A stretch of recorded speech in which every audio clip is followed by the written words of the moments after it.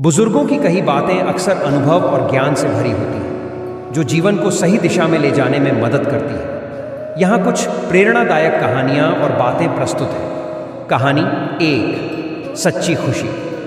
एक गांव में एक बुजुर्ग व्यक्ति रहते थे। उन्होंने अपने जीवन में बहुत सी कठिनाइयाँ देखी थीं, लेकिन वे हमेशा खुश रहते थे। एक दिन गांव के एक युवा ने उनसे पूछा, दादाजी, आप हमेशा खुश कैसे रहते हैं?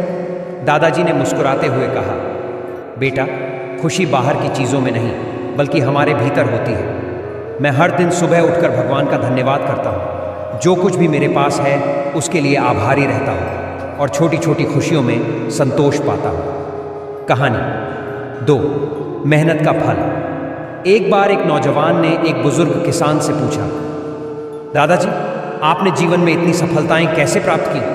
बुजुर्ग किसान ने जवाब दिया, बेटा, मैंने हमेशा मेहनत और ईमानदारी का रास्ता अपनाया। चाहे कितनी भी मुश्किलें आई हों, मैंने कभी हार नहीं मानी और लगातार मेहनत की। मेहनत का फल हमेशा मीठा होता है।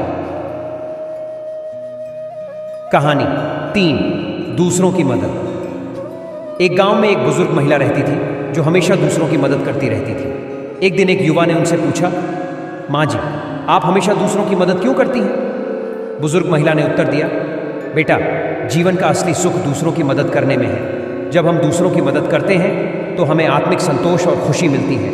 यह हमारे दिल को सुकून देता है और जीवन को अर्थपूर्ण बनाता है। महत्वपूर्ण बातें। सकारात्मक सोच। जीवन में सकारात्मक सोच बनाए रखें। यह आपको कठिनाइयों से निपटने में मदद करेगी। आभार। जो कुछ भी आपके पास है उसके लिए आभारी रहें। यह आपको संतोष और खुशी देगा। मेहनत। सफलता के लिए मेहनत और ईमानदारी का रास्ता अपनाएं। दया और मदद। दूसरों की मदद करें और दया दिखाएं। यह आपके जीवन को अर्थपूर्ण बनाएगा।